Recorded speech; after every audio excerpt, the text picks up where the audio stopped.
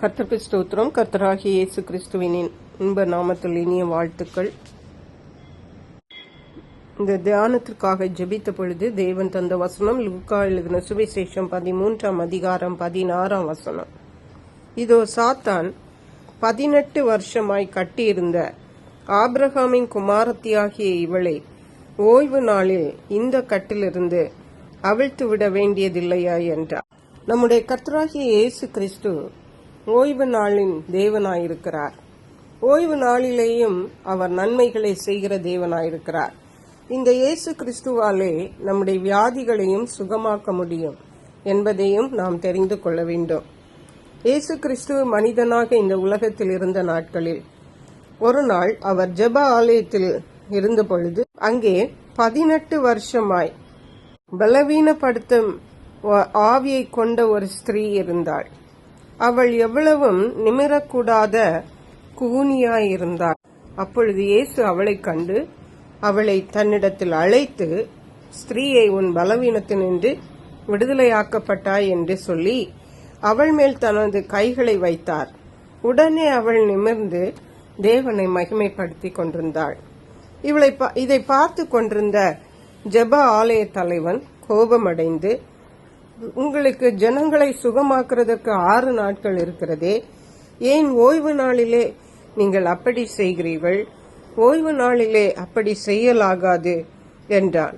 அப்பொழுது இயேசு சொன்னார், மாயக்காரனே, உங்களில் எவனாகிலும் ஓய்வு நாளில் தன் எருதையாவது தன் கழுதையாவது தொழுவத்திலிருந்து அவிழ்த்து கொண்டு போய் அதற்கு தண்ணீர் காட்டுகிறதில்லையா?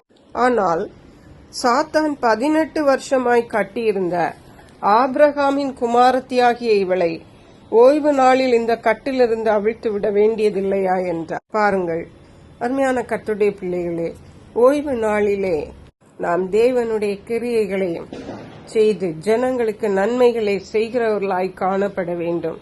இயேசுவாலே நம்முடைய வியாதிகளை சுகமாக்க முடியும். இயேசுவால் நம்முடைய கட்டுகளை அவிழ்க்க முடியும். அது பலவீன கட்டா இருந்தாலும் சரி, வேற எந்த கட்டா இருந்தாலும் சரி, கட்டுகளை அவிழ்க்கிற வல்லமையுள்ள தேவன் தான் நம்முடைய கர்த்தராகிய இயேசு கிறிஸ்து. ஆகவே ஓய்வு நாளிலே நாம் நன்மை செய்யக்கூடாது, தேவனுக்குரிய காரியங்களை மட்டும் பார்க்க வேண்டும் என்று நாம் நினைக்க கூடாது. ஓய்வு நாளிலும் நான் நன்மை செய்கிறவர்களாய் காணப்பட வேண்டும். ஓய்வு நாள் கர்த்தருக்குரிய நாள்.